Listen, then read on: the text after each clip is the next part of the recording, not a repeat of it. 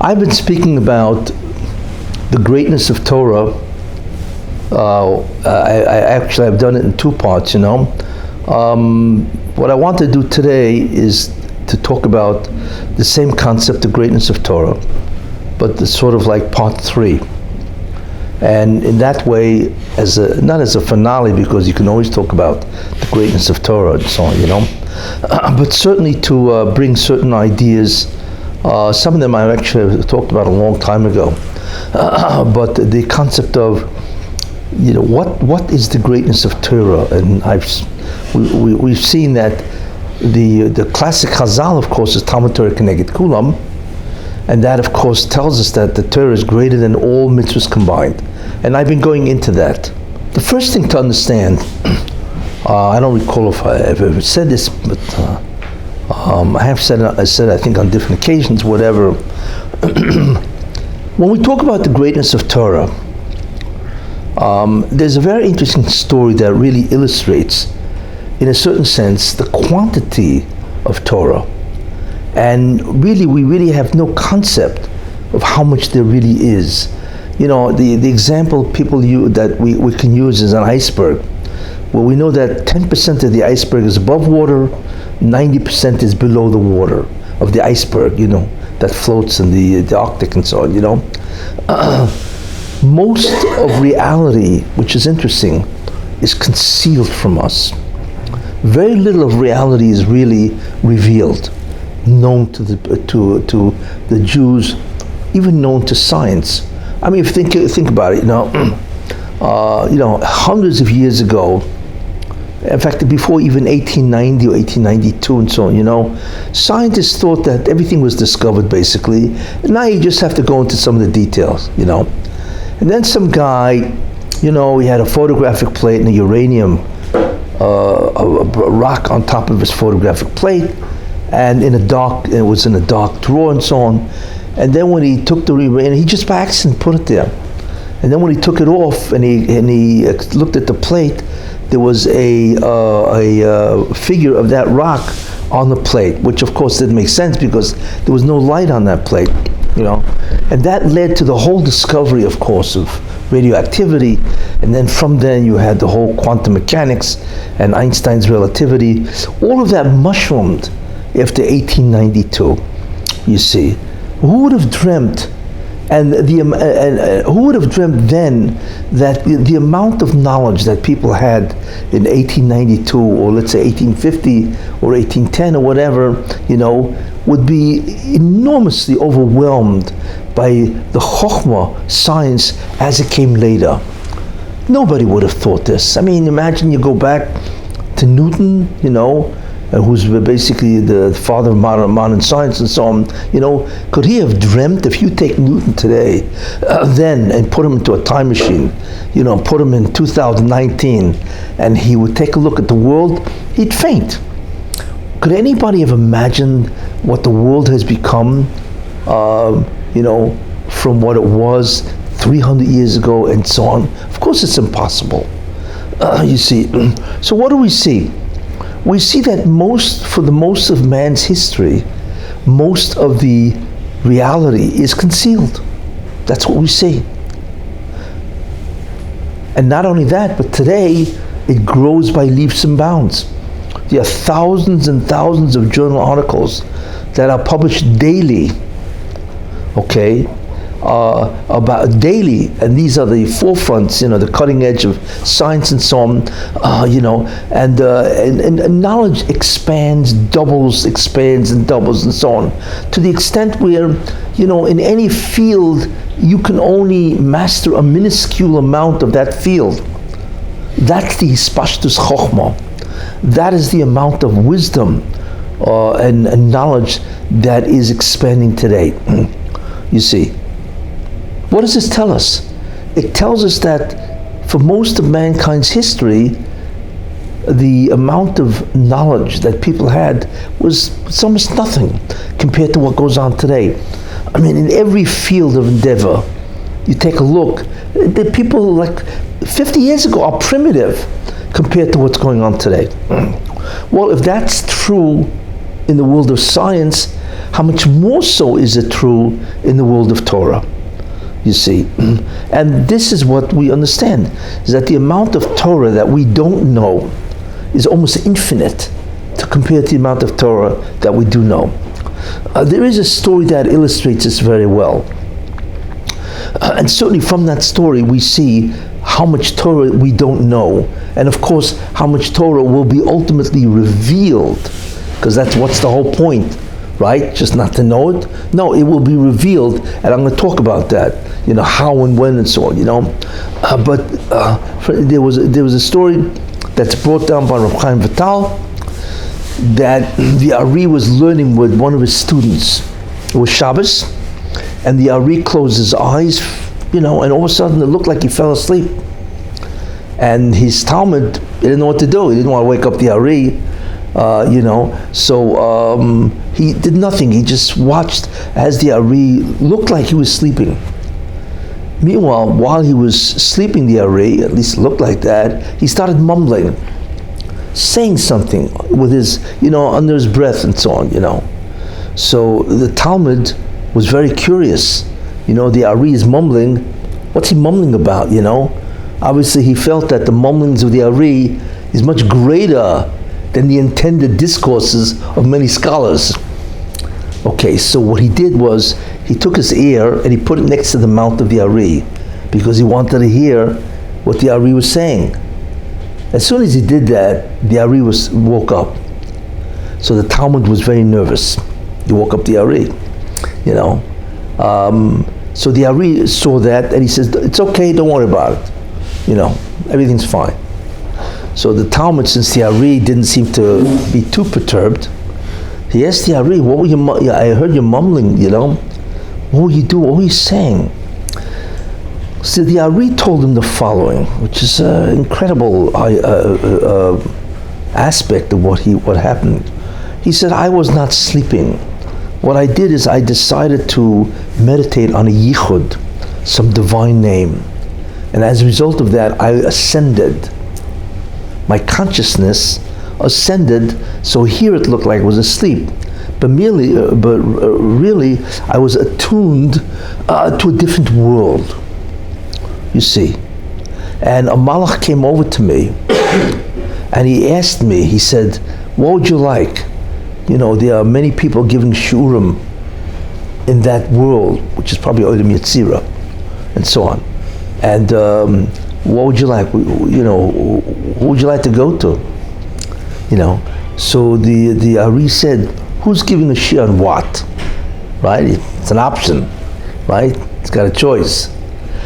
See, he mentioned different Tanoim and whatever, and he said, I think it was Rabbi Akiva, or was it Reb Shimon, that he's giving a shir, on Parshas Balak.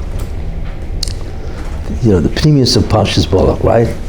Balak and Bilam, which we're going to be reading soon, So the Ari said, okay, I'd like to go to his shir, Reb Shimon's shir on Parshas Balak. So he went to the shir. And that's what he was mumbling. He was mumbling the words, I think it was Reb Shimon, by Yechoy, he was mumbling the words that he was hearing during the shir. So the Talmud was fascinated, because so he asked him, he said, can you tell me over some of the ideas that Reb Shimon was saying? And he was fascinated. What does Torah sound like in that world? Obviously, it's not the same as Torah here, it must be of a different level or whatever. Maybe you could tell me some of the ideas that Reb Shimon said. He asked the Ari. So the Ari told him something remarkable. So I want to tell you something. If I had 80 years to write down the material that I heard from Reb Shimon, I still couldn't finish it. That's how much stuff Reb Shimon said in whatever brief time that he was sleeping, or he was in a trance or whatever. So that's what he said. In other words, there was so much stuff that he was saying. There was so much chidushay Torah. There was so much Torah that Reb Shimon was saying on Parshas Balak. That was incredible. Now, let's think about this and say, wait a minute. If you take Parshas Balak, right?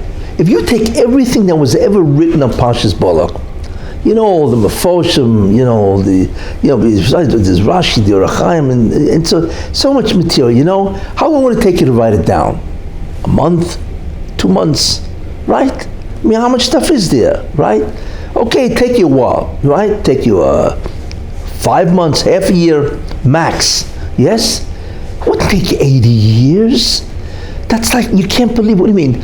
And obviously, Rabbi Shimon had to say all that stuff in a very short amount of time, because they already heard this, and so on, So that's incredible. 80 years of a rapid-fire shear? Right? We'd say, how long would it take you to write this? And the answer is, obviously, the amount of material on Parshas Balak that we don't know, it borders on the infinite. 80 years. And that's just one parsha in the Torah. Or maybe it's 2 psukim in the Torah. It's just what Balak said, I'm not even going into the whole parsha itself, And I'm not even going into the whole Chumash and so on, Could you imagine what is concealed from everybody in terms of the Torah itself? You see? It's unbelievable. That's what we see from the Ari. You see? So what begin to realize something very important, that the amount of Torah that we know of is infinitesimal compared to the amount of Torah that there is available or that will ultimately be known. That's what we see. But the Rebbe has chosen to reveal only a very infinitesimal amount of Torah to us. You see? Now you think about that, what is the infinitesimal amount that he's revealed? 100,000? There's a, what do you call it, the Oitzah Chochmah. They now have, Oitzah Chochmah is a program, a computer program. I think they're now up to 100,000 volumes, Svarim, and they have a long way to go before they've put out everything, Imagine that's what we have. We have Bavli and Yerushalmi, right? The two Bavli, the two Talmudim and so on, and you have all the Shadis and Shuvas. You have so much stuff, right? And this is infinitesimal compared to the amount of material out there. That's what we realize. So when you realize it, makes sense. The greatness of Torah, in many ways, is that it encompasses all of creation. It has all the facts, figures, and knowledge of the totality of creation. That's what we realize. So when you think about in those terms, 80 years is nothing, if that in fact is what Torah has. You see. So we see therefore that we have, as I said, an infinitesimal amount of the Torah that is revealed to the Jewish people. Now, there is another Chazal, and this is really a Medrash Rabbi. It is at the end of Koheles, okay, which is a stunning Medrash. The Medrash says the following.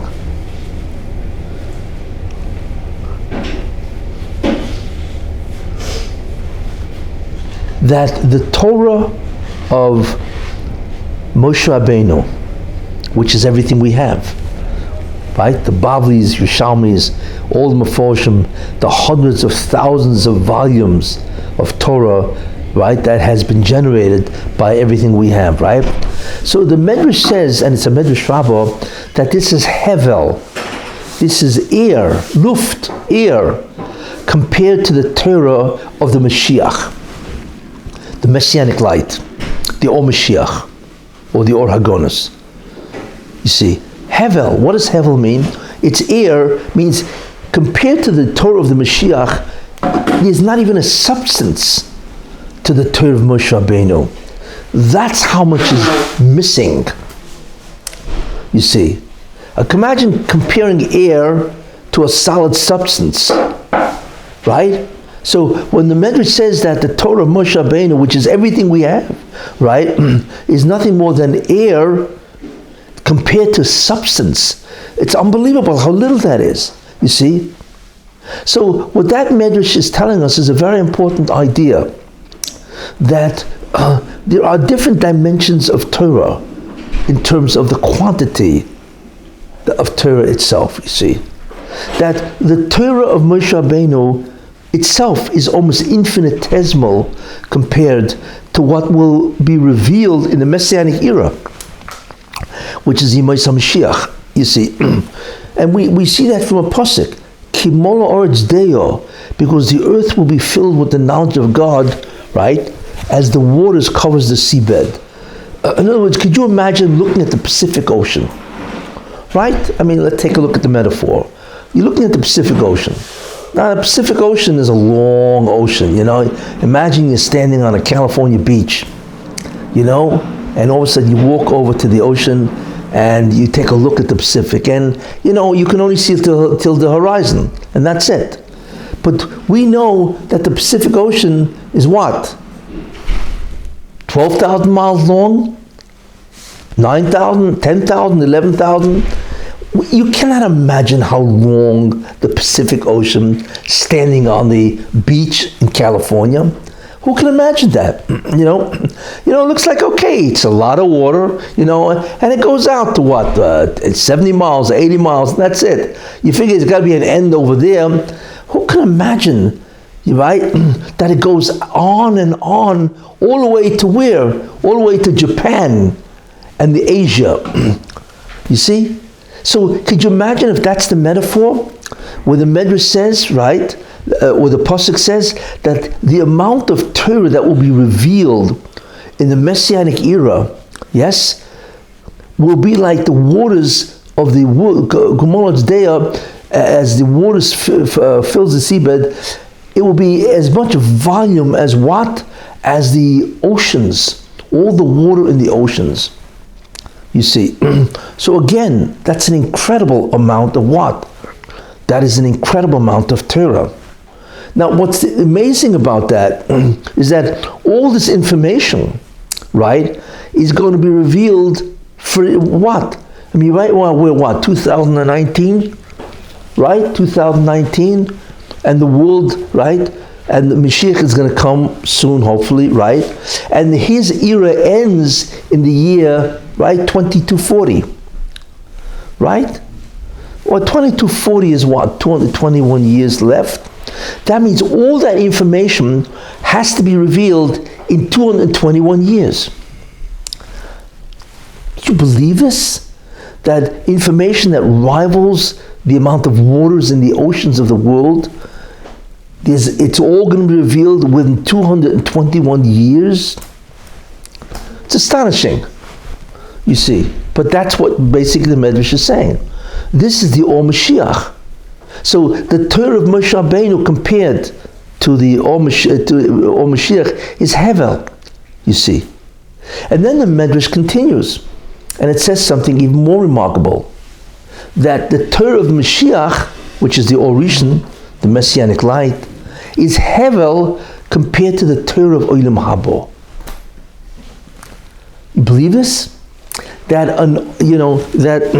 this unimaginable amount of water, which is a metaphor for the unimaginable amount of Chokhmah, of Torah, which will be revealed in the Messianic era in all of 219 years or whatever, right? Do you believe that this itself is zero, almost infinitesimal, compared to the Torah of Olam Habo? It's unbelievable when you think about that. But yet that's what it says in the Medrash. You see, and therefore that's why you can understand what Rabbi Shimon, when he gave the Shir, the Ari, and so on, you can see that Parshas Bolak has 80 years of material, you see. And this, what he was saying, a Shirin, by the way, is basically the Or Mashiach. That was his Torah, you see. So the Ari had to go up to experience what the Or Mashiach is, you see, and that is now being taught basically in Gan Eden, because that's really where he went, to Olam Yetzirah, which is basically Gan Eden, you see. And therefore that is really what is being taught. It will only be revealed here by the Messianic light, by the Mashiach himself. But right now, apparently, right, in Gan Eden, what are they doing over there, right? They are learning Torah, which is really all about the creation itself and how all of it emanates from God. They are learning that in whatever level they're doing it in Gan Eden. And that light of Gan Eden will enter this world, will come down to this world, you see, and that will be the revealed Torah in this world, which is astounding, you see. So what do we see? We see that there are fundamentally 3 levels of Torah, each one almost infinitely more than the one before it. There is a Torah of Olam Hazeh, which is the Torah of Moshe Rabbeinu, and that is a Torah that we are granted. We are granted to know, and even that you can barely grasp. You know, how many people have learned that amount of Torah in one lifetime? You see what I'm saying? I mean, it would be incredible. There are people who have, you know, I mean, the Vilna Gaon, there are many Gedolim that have grasped enormous amount of Torah. But in the end, it's still the Torah of Olam Hazeh. But the Torah of Olam Haba, of Yomei HaMashiach, nobody has ever grasped that, because it is almost infinitely more than the Torah of Olam Hazeh. But then we have another level, that's the second level. Then we have another level of Torah.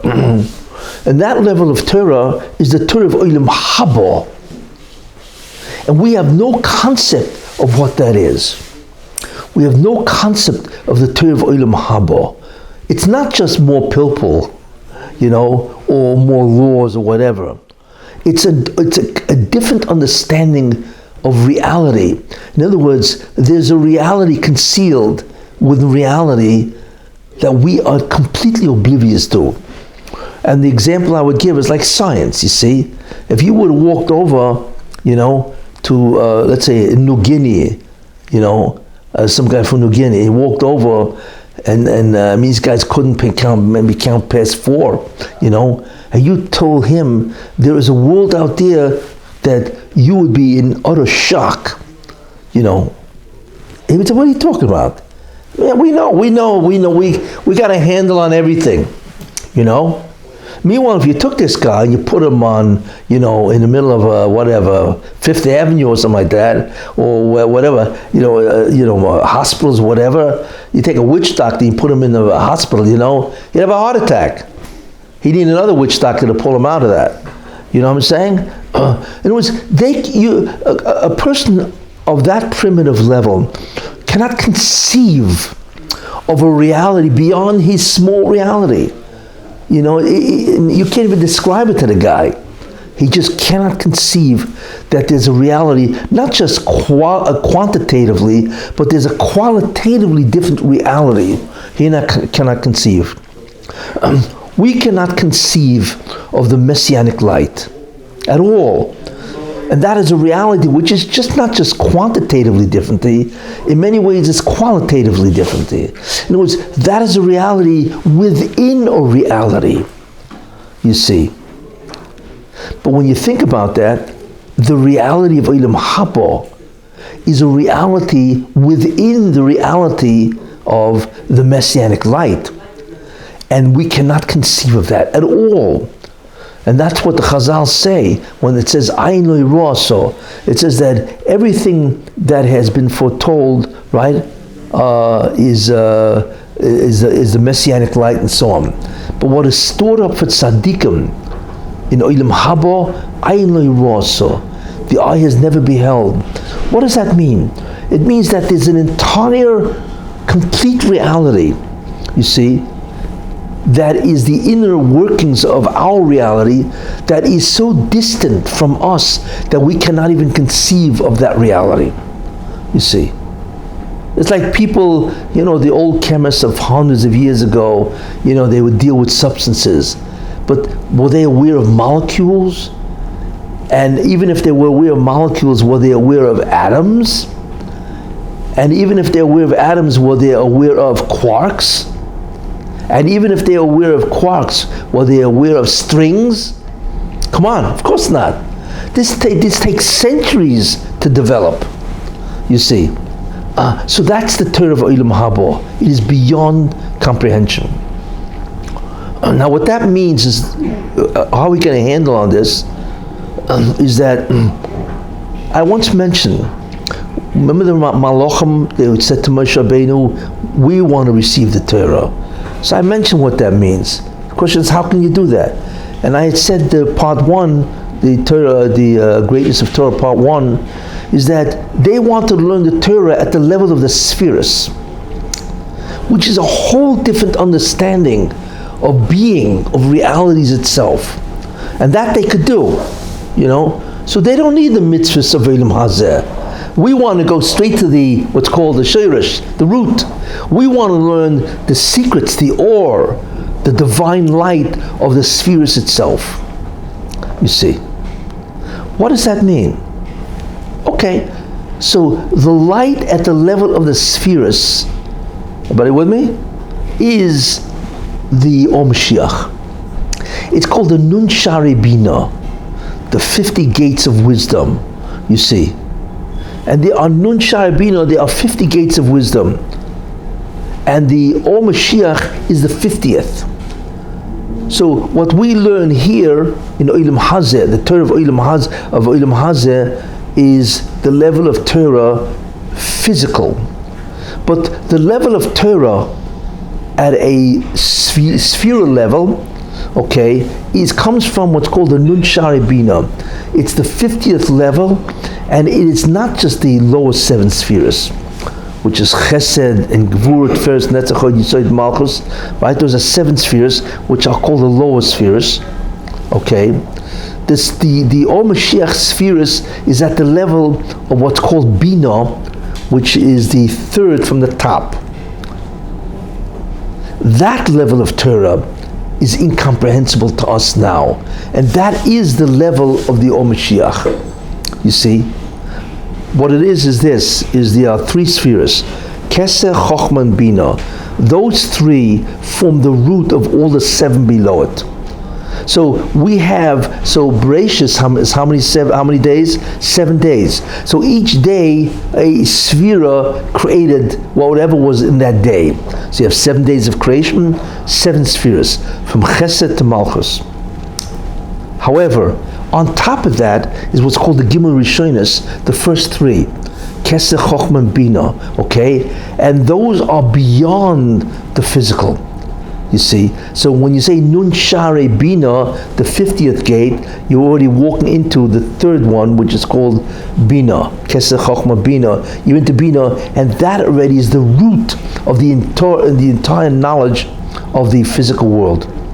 So it's that knowledge from that revelation from that sphere, which is Bina, that will be the light of the messianic light.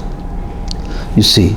And therefore, that light is so high, that Or, that Chochmah is so high, right, that to us, it's incomprehensible. And that's what the Medrash means, you see. That's what the Medrash means, that it's Hevel, you see, compared to the Or Mashiach, you see. But wait a minute. Then the question is, what is the light of Olam Haba? You see? If the lowest 7, if the Chochmah of the lowest 7 is the Torah of Olam Hazeh, and the Torah of Bina is the Torah of the Or Mashiach, so then what's the Torah of Olam Haba? It's interesting. That's a level which is way beyond, as the Medrash points out, the level of the Chochmah of Bina. And the answer is, that's the level of Kesser, the crown.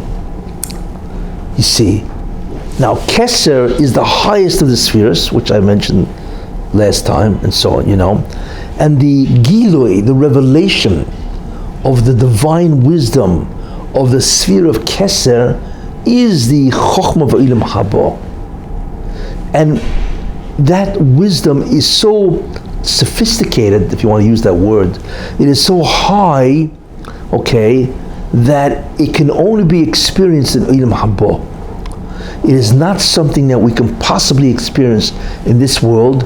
In fact, we cannot even experience it in the world of the Mashiach, because it's something which cannot be clothed in Olam Hazeh.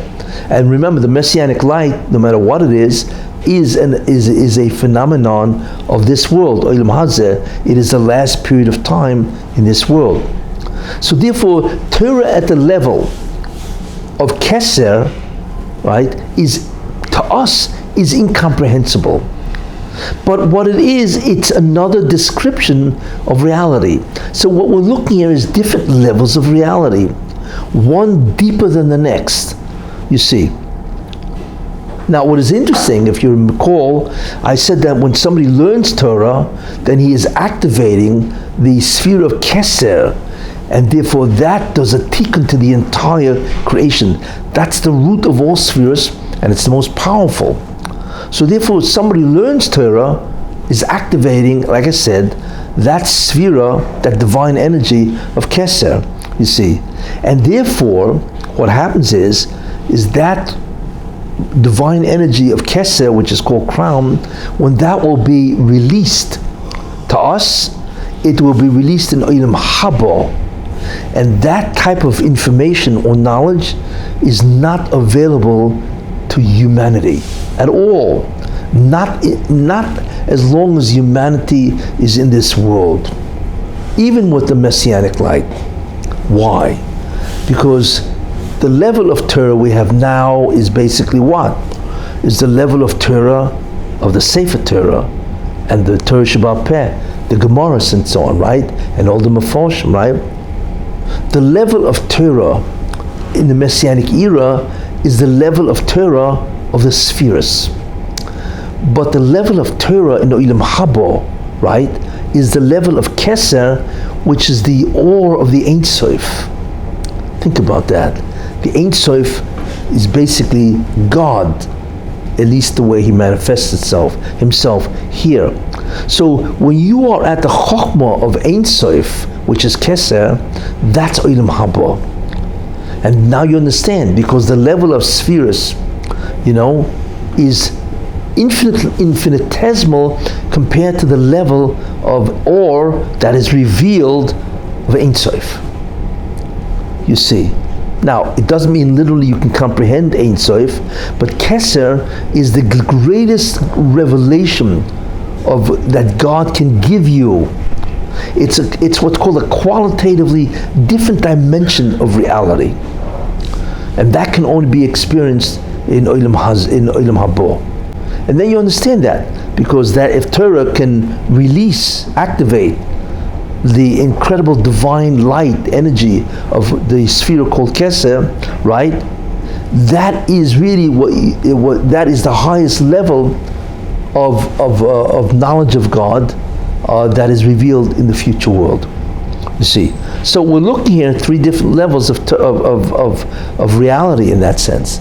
We're looking at the level of reality here that Moshe Rabbeinu gave us, Torah Shebiksav, the written law, and the oral law, with all the halachas, all the gemaras, the mefoshim, all of this.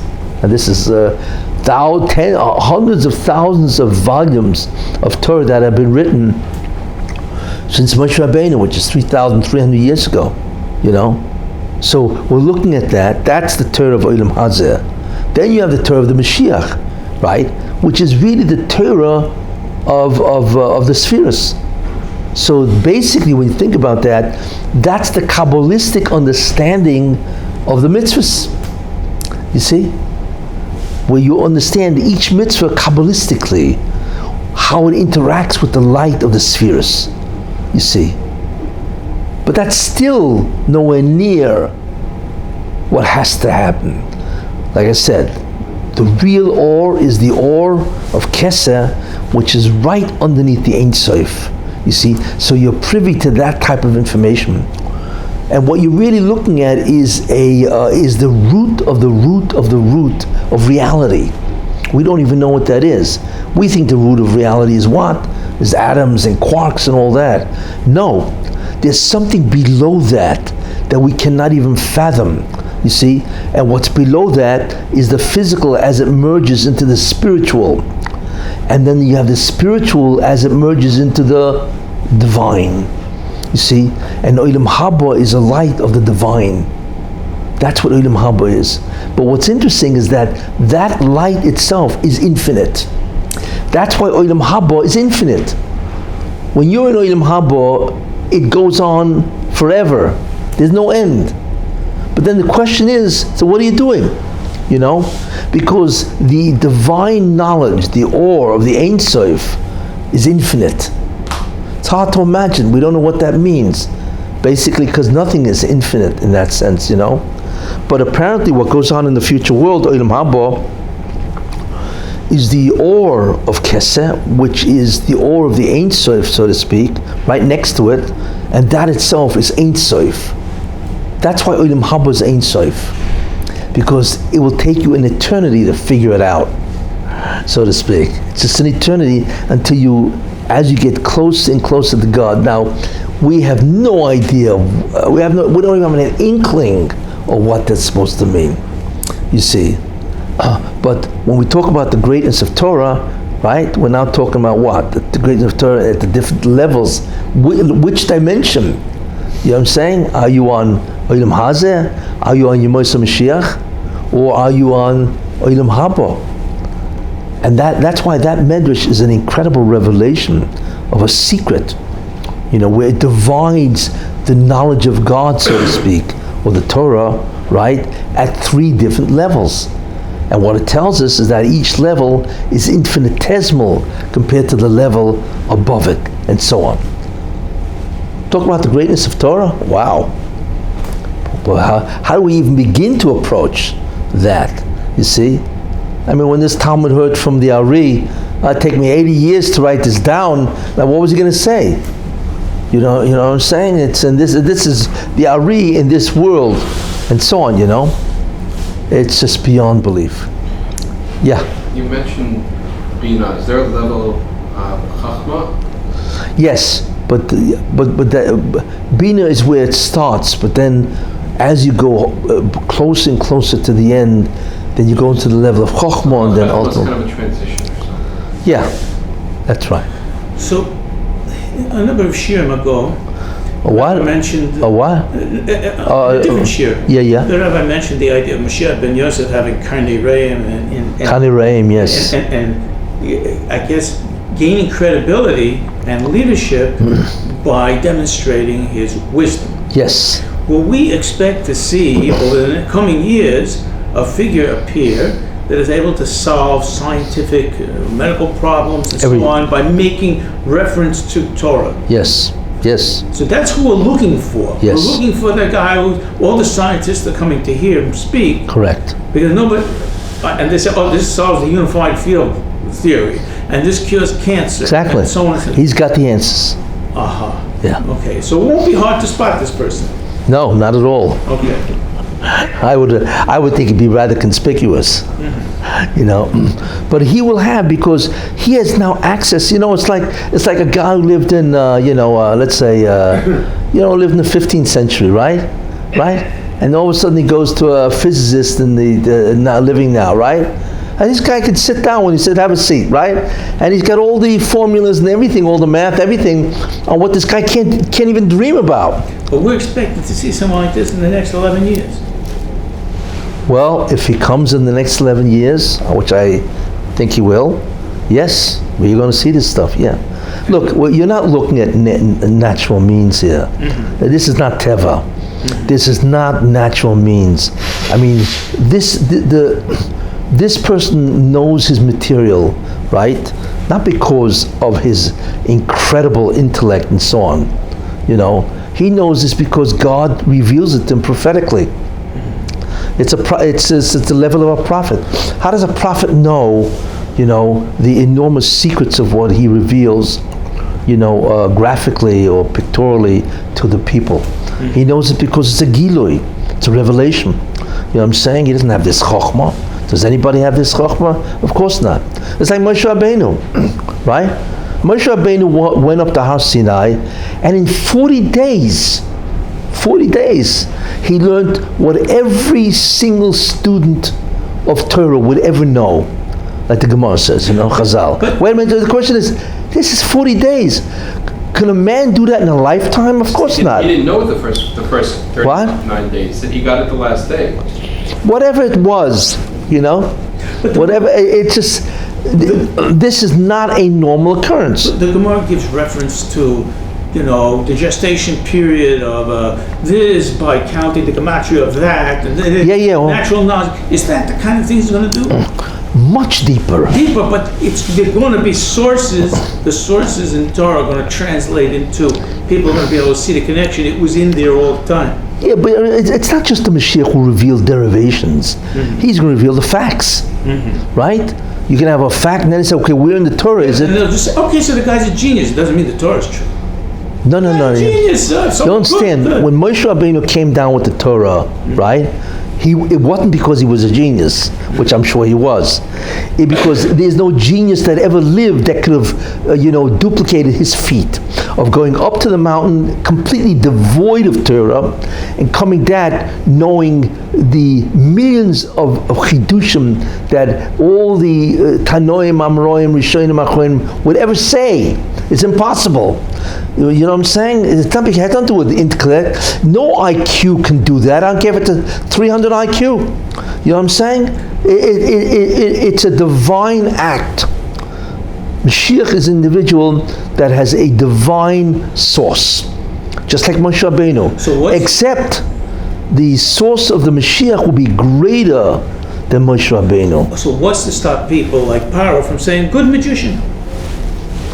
No, it's not about a magic. The magic is a manifestation of the Chokhmah. Moshe Rabbeinu was able to pull off all this kind of thing because he had access to all the divine wisdom, which God gave him, which are the Shemus. Because we got Nevuah, not because he did any great feat of Chokhmah. We got Nevuah, so we believe in Moshe. I don't know. I'm Israel. Yeah, I don't know what you're saying. What are you saying? So what gives this man credibility as a Jew? They can just say the wise men of the Jews, okay, so he's a genius, he has some special magical powers, and so it doesn't mean the Torah is true. The Mashiach is a person that will be able to look at you and tell you who you are, how many incarnations you have, exactly what your problems are, what your future is, where you fit in the scheme of Tikkun. Now that's pretty good. How's he going to do that? It's not genius that does that. I wouldn't call it psychic. It is a level of Ruach HaKodesh which we have never seen before. There are people that replicated something like that. Let's say the Ari. He was able to also do a tremendous amount. But the real Mashiach will be a million times greater than the Ari. There are people who go into a gypsy and are impressed with the crystal ball. A messianic figure is beyond belief what this man knows. He will know everything about you, including what you yourself don't know. In fact, he'll know more about you than your own wife. How's that sound? I know, it's hard to believe, right? But in any case, so this man, it's not because of his intellect, it's because of his connection to God, his prophecy. He's a Navi greater. I brought that down a while back. The Mashiach ben Yosef is a person greater than Avraham Avinu, greater than Moshe Rabbeinu, and greater than the Malach HaSharas. Could you imagine what this man knows? Right? And not because of him. No genius could know that. It's the communications between him and God. Because what's called Kabbalistically, he gets Yechidah, the highest neshama of Adam Arishon. And that is connected straight to the Rebbeinu Shalom. You see? You can't miss him. Whoever he is, you cannot miss him. Once he is let out of his so-called prison, which is his inability to be who he can be, and so on. That's who he is, and that's the chokhmah he will reveal. So, in the face of that type of chokhmah, it's immediately known who this person is. I'm not even talking about the kiddush of this man. We're only talking about the intellect of this person and the access to the information that he has. But when you really think about that, it's much greater, because you're looking at a person that has the Shekhinah on him. And that you immediately feel. If you went to Moshe Rabbeinu, you sat down and spoke with him, believe me, in a very short order, you would know this man is unique. I mean, there's no. I wasn't impressed with Moshe Rabbeinu. Well, put that aside. But right now, I'm just saying. So the Mashiach's relationship with the Rabbanan Shalom, the Shekhinah, will be incredible. Not just his wisdom, you know. But anyway, this is certainly tells us, the greatness of Torah as it is revealed in that medrash. You see. But in any case, so in the end, the redemption basically is. People make a mistake. They think, what is Geula? What is the redemption really? Well, it's redemption from persecutions, right? It's redemption from subjugations by other nations. Not at all. It is redemption from ignorance. That's the redemption.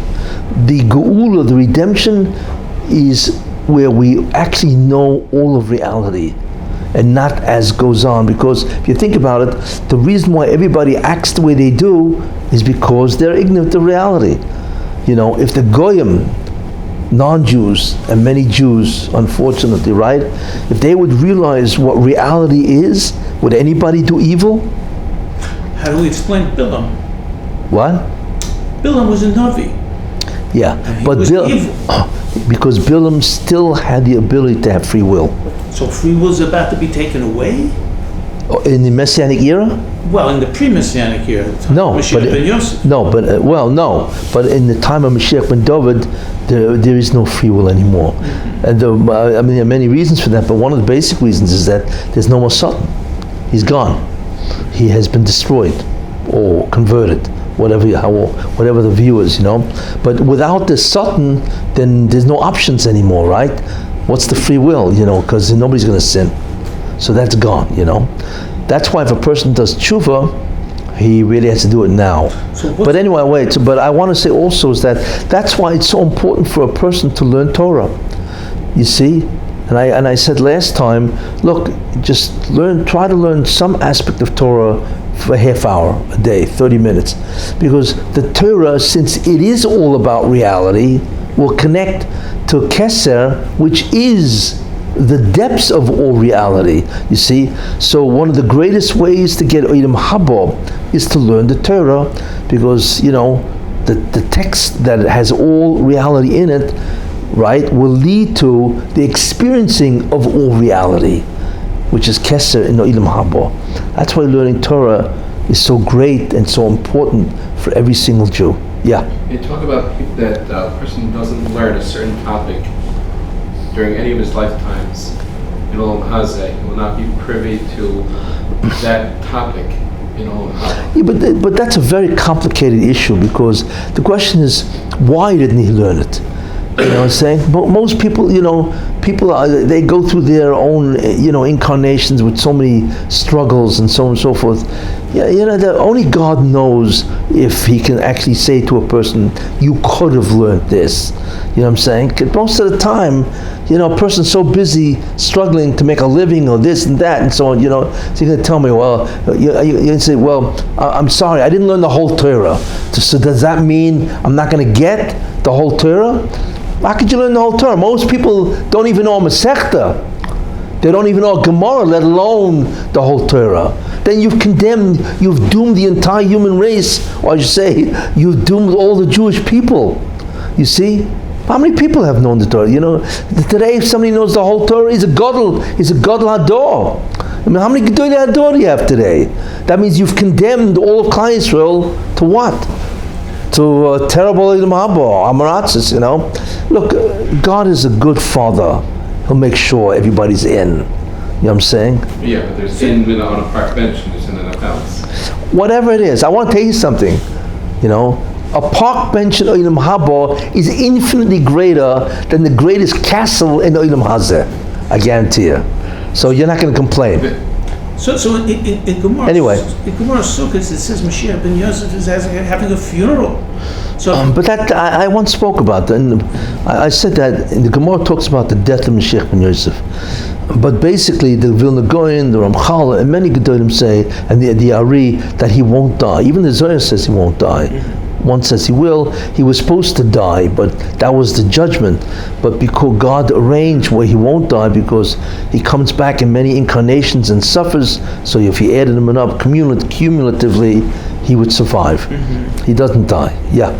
Two interesting Kessin told that comes to mind that's very interesting is that according to what we're learning, this famous Chazal that says if Am Yisrael kept two Shabbosim, Miyad Yigulu, according to what we're learning, the Chazal should say if every Jew learned Torah, which Miyad Yigulu, not Shabbos, Talmud Torah Keneged Kulam, more than Shabbos. Yeah, but there's a reason why. Torah should trigger the Geula. Yeah, but there's a reason why, because you learn Torah is one thing, but Shmir Shabbos is a behavioral thing.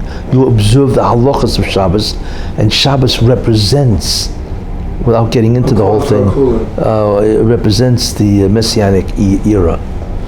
Shabbos is the Messianic era. I once gave a shiur about Shabbos, it was Ramchal's Yotzeit, it's either 2 years ago or 3 years ago, what the premius of Shabbos is. And Shabbos really corresponds to what's called the Elef Hashvi, the 7,000th year. In fact, Shabbos is even greater than the Messianic era because it's the 7,000th year, whereas the Messianic era ends in the year 2240, which is 6,000. So Shabbos is even greater. So if people would observe Shabbos, then literally they would be sort of like living in an era which is beyond, beyond the Olam Hazeh and so on, So Shabbos has that. Yeah. Anyway, How do we reconcile also in Lo Torah, the pasuk Chukei Shemayim v'Oretz? Chazal say without Torah, the whole universe collapses. Yeah. So That's right. Yeah. What was before? It was Tohu before Avram Avinu. I mean, the first 2,000 years. What supported the universe? There was no Torah given.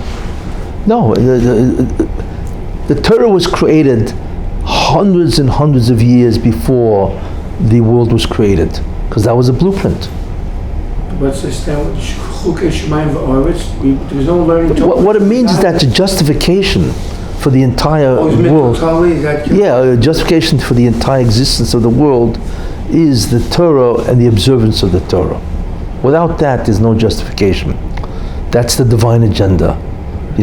That Torah has to be given and it has to be observed by some type of segment and so on. That's because if Eden didn't accept it, Torah would Vav Sivan. Then the universal creation has no justification whatsoever. You see, so therefore that's the divine agenda. Okay, so this basically ends the summer, and we will resume, after the Yom Tov, Anyway, so this is a sort of like as sort of a concluding shiur for this, what the greatness of Torah is, which is very important because people just do not realize how great Torah is and what it represents and how significant it is for any person's life.